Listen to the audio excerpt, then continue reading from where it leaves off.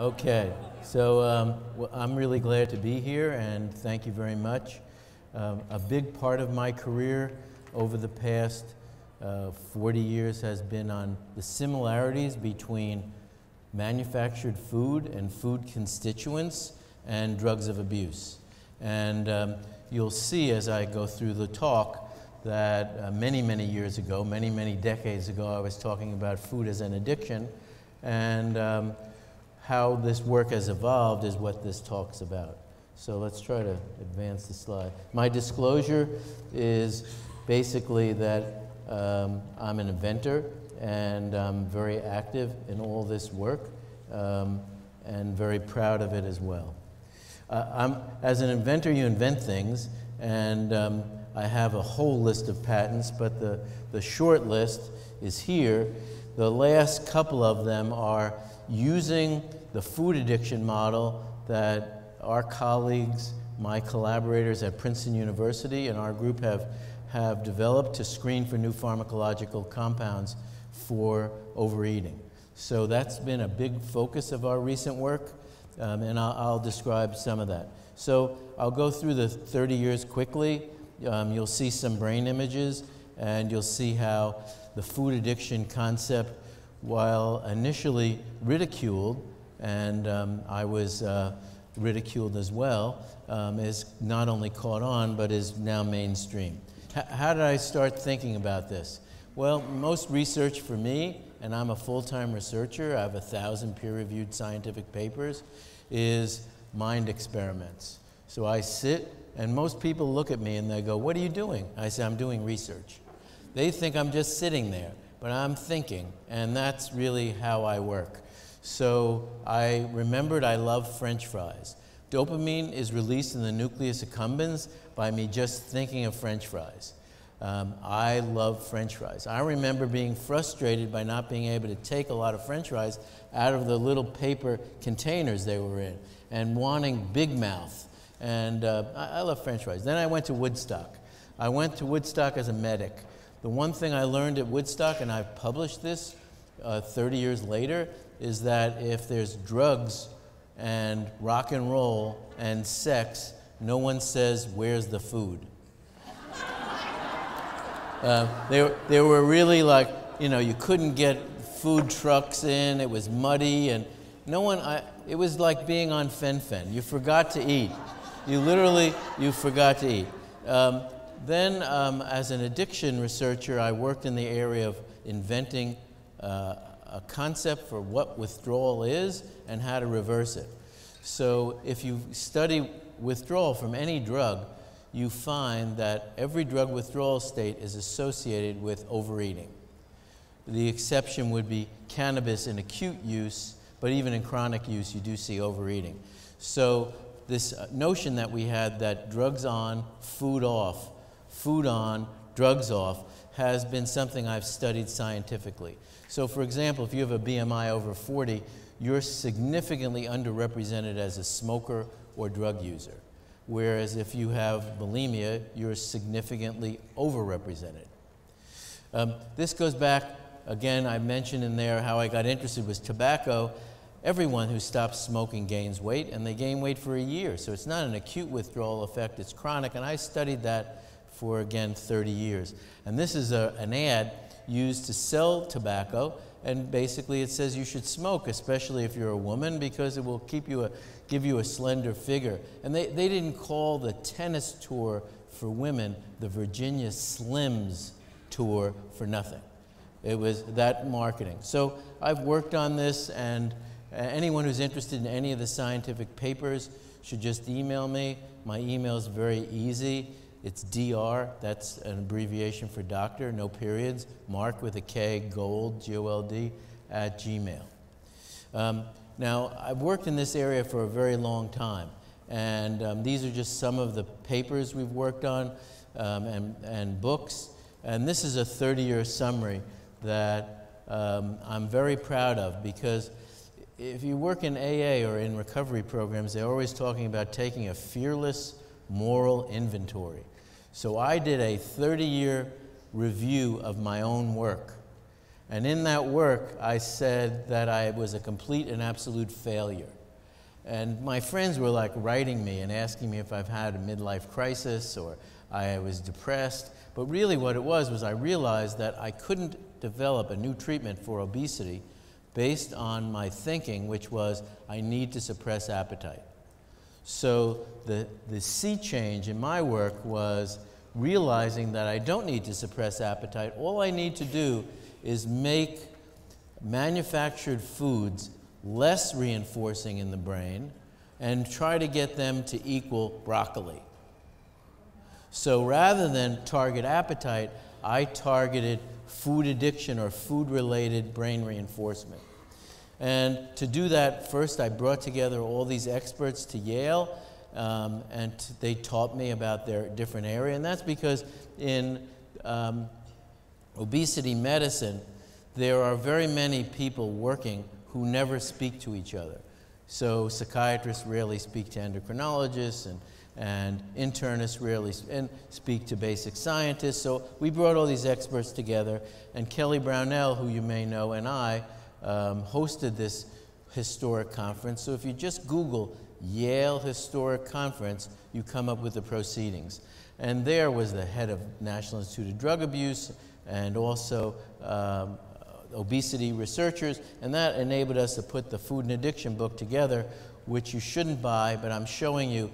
This is my grandson Blumenthal, and it shows that this book is really boring. They give him this book, you know, in a Jewish tradition, they put honey on the first page and so forth, and we did all that, but no matter what we gave him, he still fell asleep. This is a boring book, but it brought together all the experts and helped me subsequently think about the field. So here you are. I'm a full-time academic. I've been academic till I retired from UF, and I still am an academic. You look at your citations. So my first paper in food as addiction is in the early 1980s, maybe 82, 83. If you remove the citations of myself and my group and my students, I had no citations for almost 25 years. So I was publishing and writing, and no one was reading it and no one was referencing it, so in a way I was completely wasting my time. So if we have the next slide. Thanks. So there are a lot of other things that have come out of this work. In the same lab with me was a man who did his experiments in the island of St. Kitts, and that stuck with me from the time I left Yale. Also, of course, they injected the monkeys with the narcotic antagonist naltrexone, and by doing that, they reduced the monkeys' drinking of alcohol in the wild and also had an effect on their overall sugar intake. So think that there's a lot more similarities between sugar and alcohol, and that all supports this food addiction hypothesis. This is just an interesting new one that I thought Dr. Kushner would need to see, just because it's again part of the whole question that we had about bariatric approaches, ghrelin, and how does ghrelin serve as a missing link between alcohol and overeating. So everyone knows this. Obesity is a top 10 concern in the United States, but you probably didn't know that there's no medical concerns. And as somebody who worked at a major university, at the University of Florida's Student Health Service, we have 9 full-time psychiatrists and 1 part-time internist. All of the problems are in this area, and very, very importantly. So what's the lesson from St. Kitts or from our own eating? There's too many high-calorie beverages, and the result is this, the devolution of man. And that's resulted in many experts saying we need a similar approach to what we have for cigarettes and tax soft drinks or tax sugar.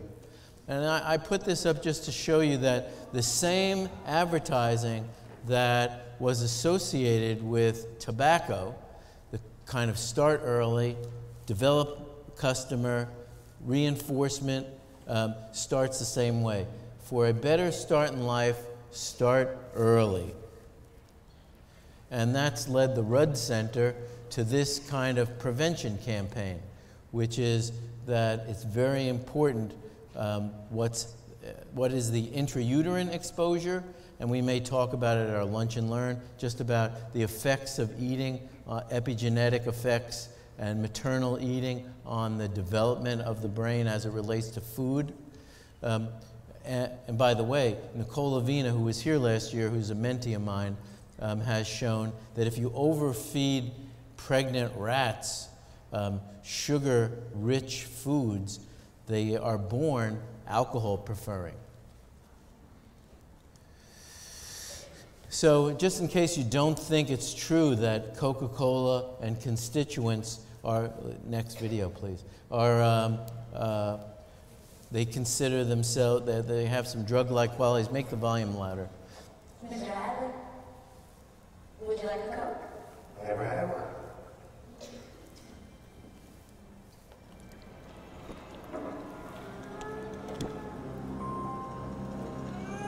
What else haven't I done? Hello? Doris, I've always loved you. I'm your real dad.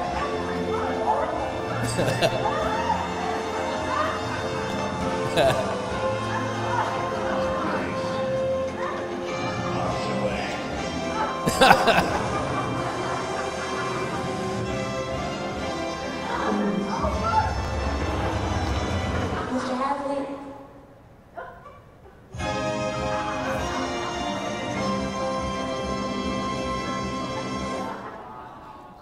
I know. So to just look at the math, this is the math. And that explains why our group has worked so long and hard on the similarities in drug abuse models between sugar and fructose corn syrup and drugs of abuse. In drugs of abuse model, we give an animal a telegraph key. They've never had a drug. We hook them up to an IV, and in the IV we put cocaine. So out of curiosity, the animal hits the lever. Well, if it's cocaine, what do you think happens?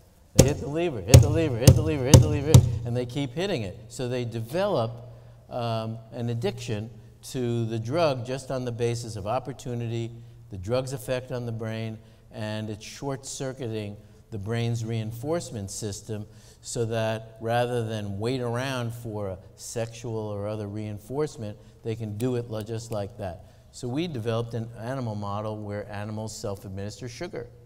They self-administer fructose corn syrup. And the reason we did that was because of all the sugar here. And that's become a big part of the New York City obesity campaign, if you got that one.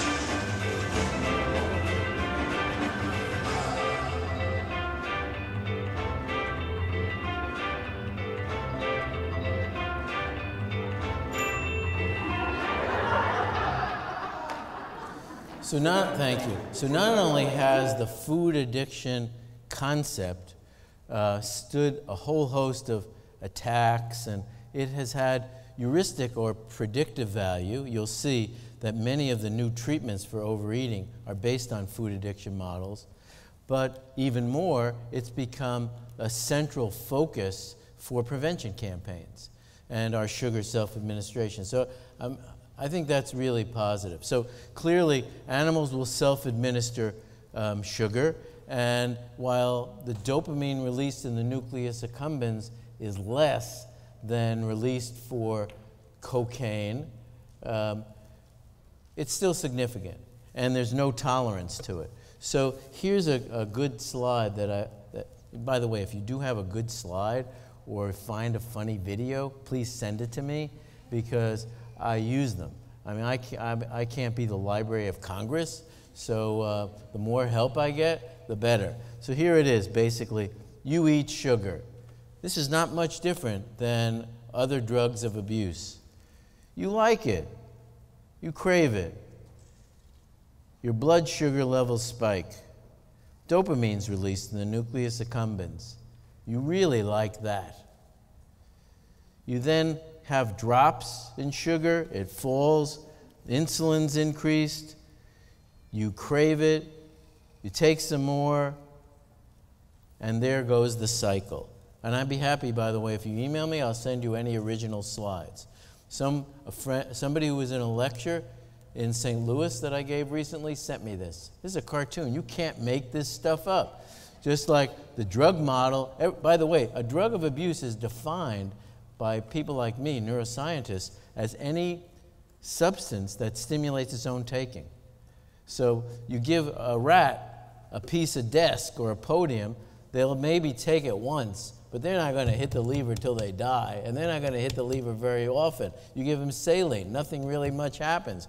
But you give them there's very few chemicals that stimulate their own taking, cause anticipatory increases in dopamine, cause pleasure, and hijack the brain's reinforcement system for food and sex. Maybe 20 at the most. So we like sweets. And this was just in a Wall Street Journal publication, just to show you that there's sugar everywhere. Even if you don't add it to the food, if you look at the label, there's a lot of sugar. Because just like you smoke cigarettes and you put up with the 400 chemicals in a cigarette just for the nicotine to get into your brain quickly, you could eat this food, which is kind of the pro-molecule, just to get the sugar.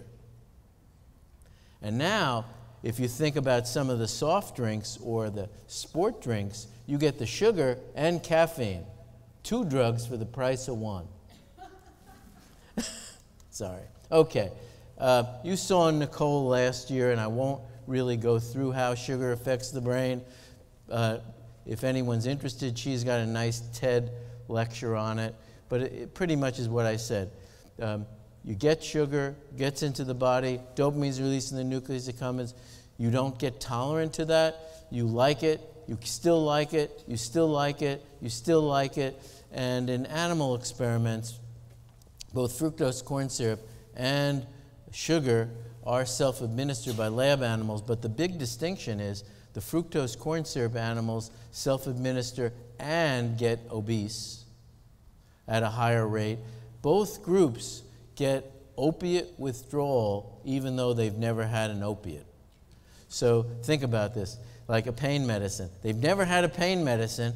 All they've done is self-administer sugar, and you give them an anti-opiate, naloxone or naltrexone, and you precipitate opiate withdrawal.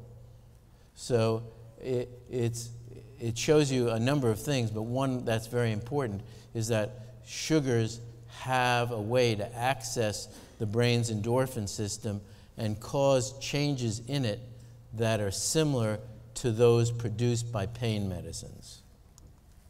And of course, that's why some people eat when they're in pain, psychic pain or otherwise, and in animal models, we pinch a rat's tail and they'll eat. So food could be addicting, and the good news about that is, look at my citations. My citations have gone up. I might make distinguished professor someday. It's a joke. All right, so, but in addition, I get calls now from all kinds of odd people, like the Wall Street Journal calls, or Forbes, or I said, I wrote that 35 years ago. That's not news, but to them it's brand new, and who knows. So this is another mentee of Kelly Brownell and mine, Ashley Gearhart's work on the Yale Food Addiction Scale. The good news about the Yale Food Addiction Scale is it's easy to administer. It identifies people who are food addicts, according again to the Yale Food Addiction Scale, and there'll be people who are not. It's not just people who are overweight, it's independent of that. Just like you could be an alcoholic and be white-knuckling it and not be drinking. The Yale Food Addiction Scale has been correlated to functional imaging data by Eric Stice, and you can show that there are differences in the brain between people who are Yale Food Addiction Scale positive and Yale Food Addiction Scale negative. And then the most recent use of this scale that was really innovative was Sam Klein's use, where Sam showed in a counterintuitive way that the Yale Food Addiction Scale positive person had the best response to bariatric surgery. Now, our group anticipated that finding, we think, and we've done functional imaging work that's in press to show that part of the effect, positive effect of bariatric surgery is to change food reinforcement in the brain. Many people have focused extensively on the stomach and absorption and on restrictive effects, and I think they're all wrong. The most successful effects are going to be on changing food reinforcement, just how interesting food is, just how reinforcing it is, and like we posited in the food addiction model, the key isn't to suppress appetite, it's to reduce food reinforcement, because that will be lifelong. So look at some of the items on the food addiction scale. How often do you find yourself consuming certain foods even though you're no longer hungry? That would be, the scale's easy to administer, it's free, you find it online, and it's just yes or no. How often do you worry that you should cut down on certain eatings? This is a key item and turns out in alcohol to be the #1 item on the rating scale. If you need to cut down on your alcohol intake, you are an alcoholic. That's the CAGE test for alcohol. How often do you feel sluggish or fatigued from overeating? Another item. How often do you get physical withdrawal symptoms like agitation and anxiety when you cut back?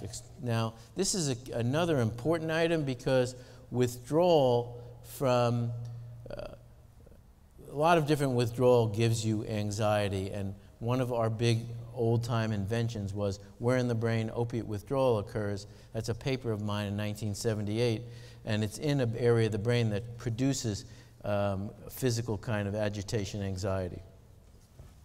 You eat no matter what. Do you sometimes consume the same types of food despite having problems? Neglect activities. This is something that gives you addiction plus. So there's a consequence. So for an alcoholic, they won't go to certain social events or parties because the person only serves wine. They'll say, oh, I can't go there. They just serve wine. And you go like, why not? They say, I like vodka. You know, I'm not going to their party, or they're an alcohol-free household. So how often do negative feelings about overeating change your attitudes and change your behavior? Eating isn't as much fun. That's a tolerance thing. And do you feel significant distress on eating?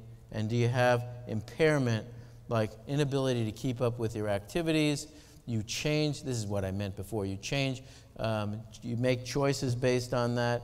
And so they basically say, do this test and see about what would be next. And I think the test, it hasn't been proven that one treatment is better than another. And I know that Dr. Kushner wanted to talk about the practical implications.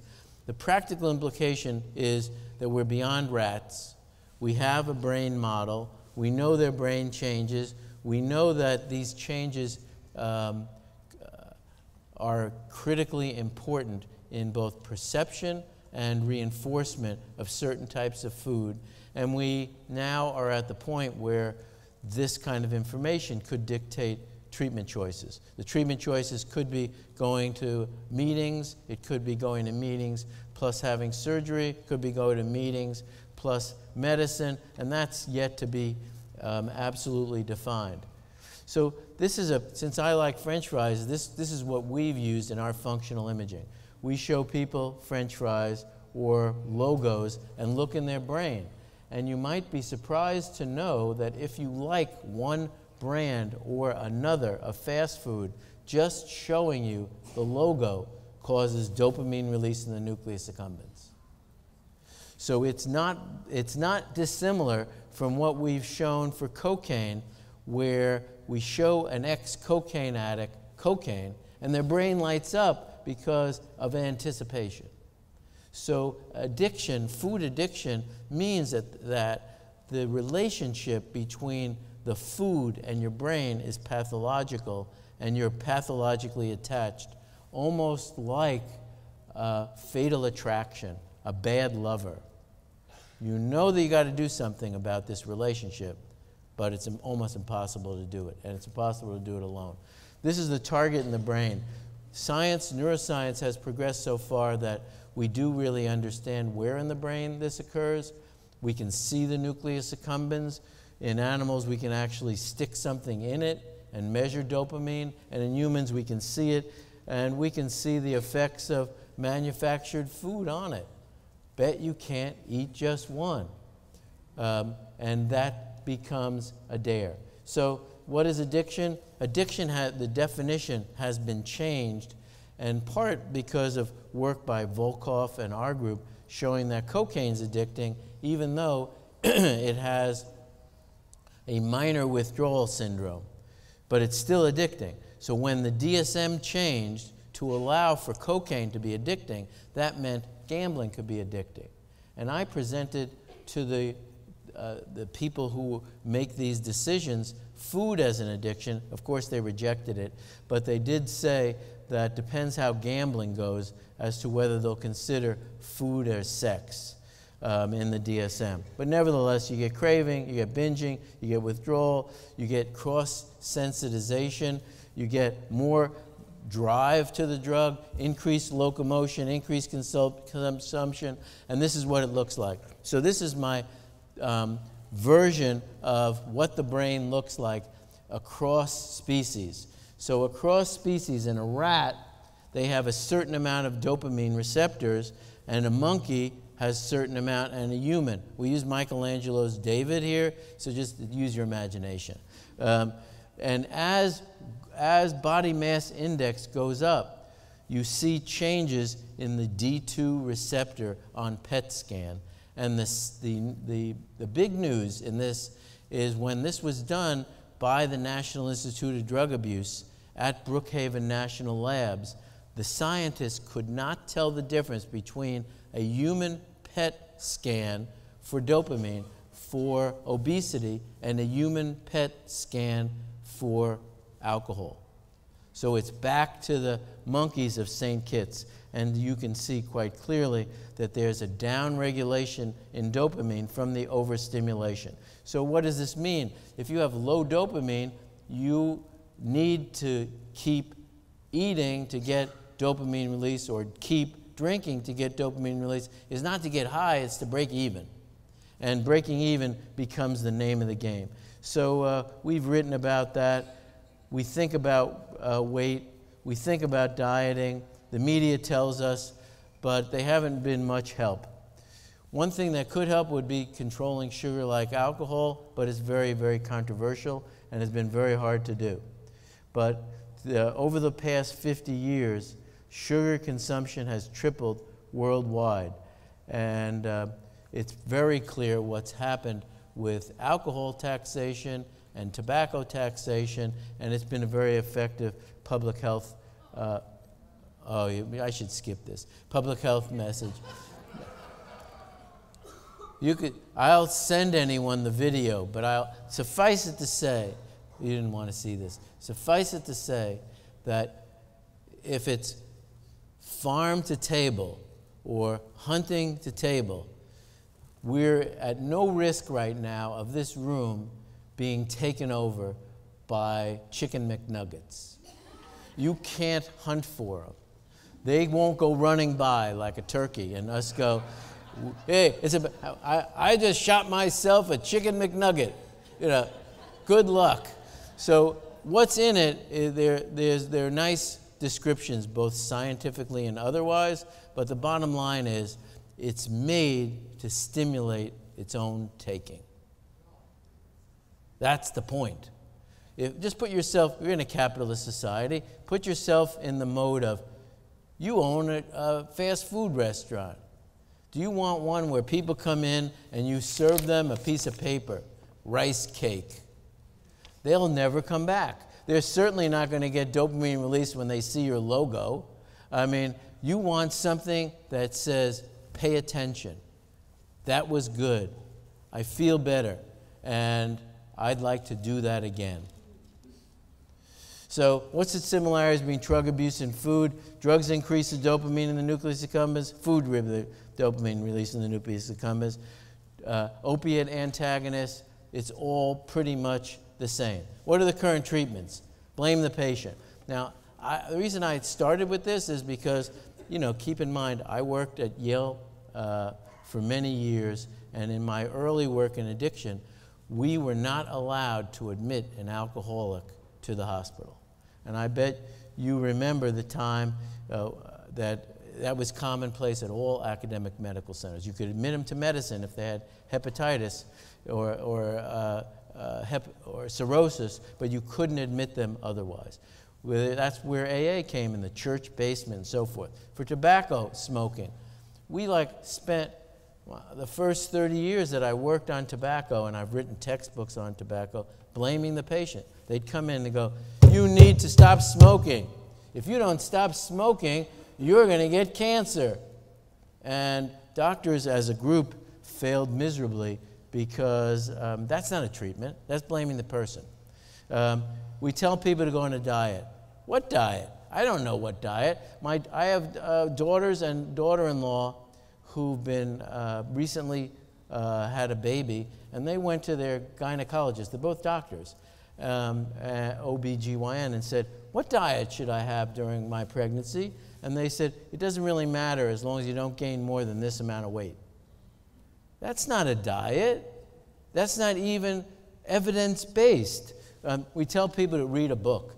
I think the most recent data was that if you looked at gyms, books, all these other self-help is about 95% of the obesity spending.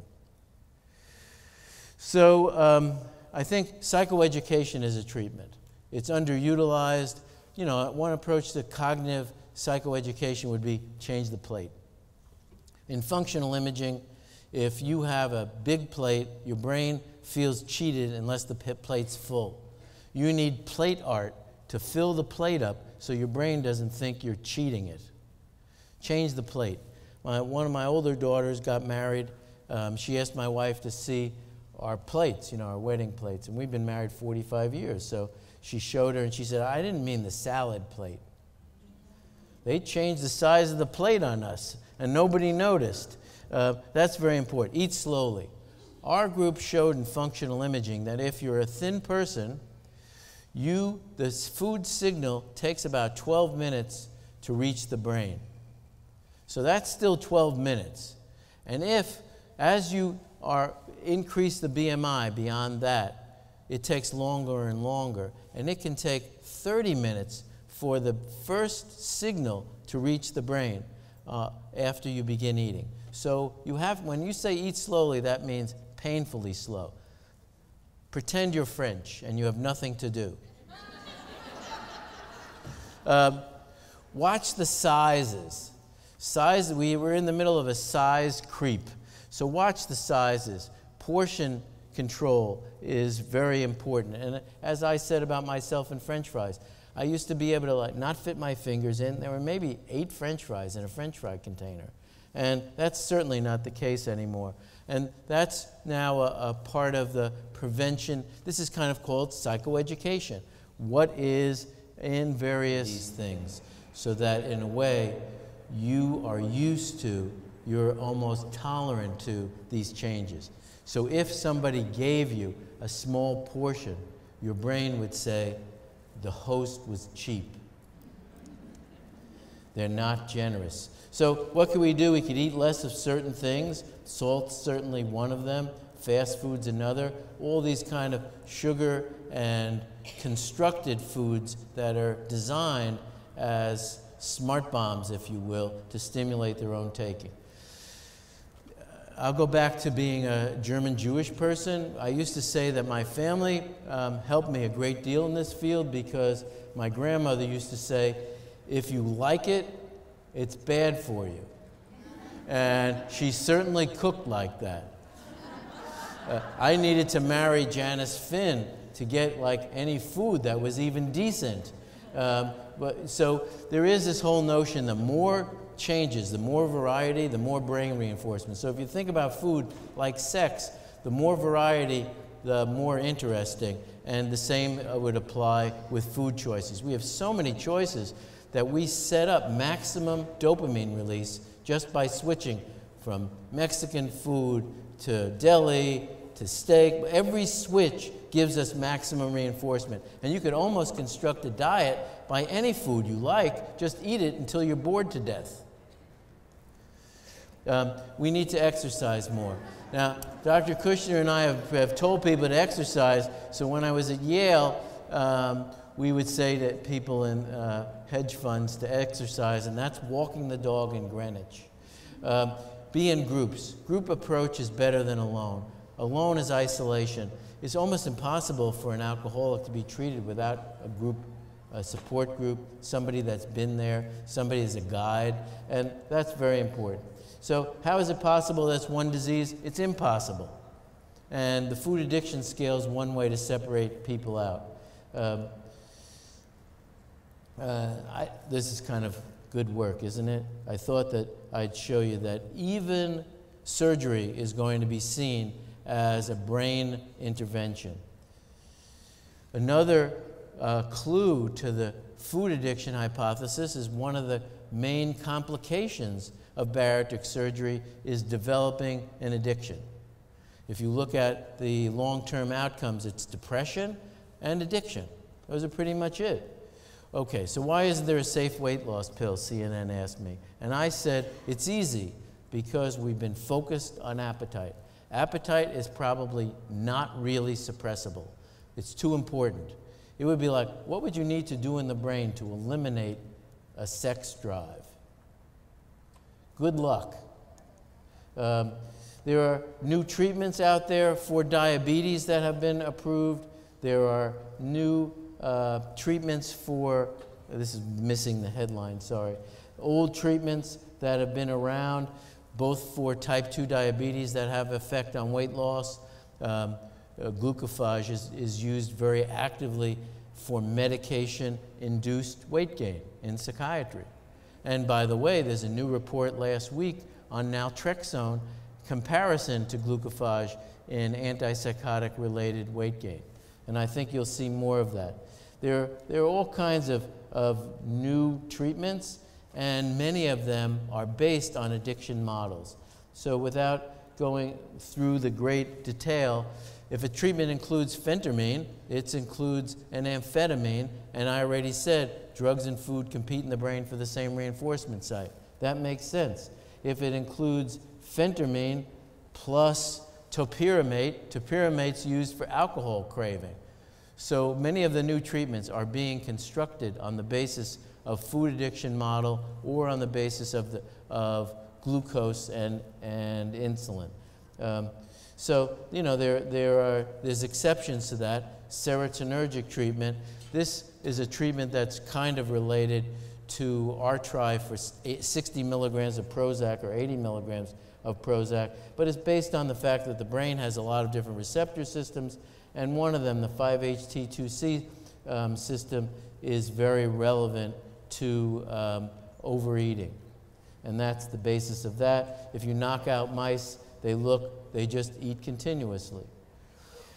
You probably know that this month the new medicine was approved, which is again a combination of bupropion and naltrexone. Again, 2 treatments used in addiction. I was part of the pivotal trial of bupropion and smoking cessation, which is a medicine approved for helping people to stop smoking. And naltrexone is a medicine that helps people stop drinking or drink less. You know, as I said in St. Kitts, if you give animals an injection of naltrexone, they drink less, they don't stop. So you add them together, 2 logical food addiction treatments. And this was the pivotal trial looking at dose responses of these combinations. So for people who've worked in food addiction, they feel very validated by the modern experience. Food and food constituents have drug-like qualities. Sugar and fructose corn syrup are self-administered as if they're drugs of abuse. Manufactured food stimulates its own taking to the point of loss of control and food addiction, with similar brain imaging findings between alcohol dependence and food addiction. And based on that model, we have public health approaches, tax it, like cigarettes, and we also have new treatment approaches, take the treatments that are given now for prevention of relapse or reducing brain reinforcement caused by alcohol, and apply them to certain subtypes of obesity, and that subtype is the subtype we call food addiction. So with 6 seconds left, I'd like to thank everybody for your attention and inviting me here. I got to spend the Jewish holidays with my mother, and it was really a blessing on all of us, and I thank you for bringing me here for that. Thank you.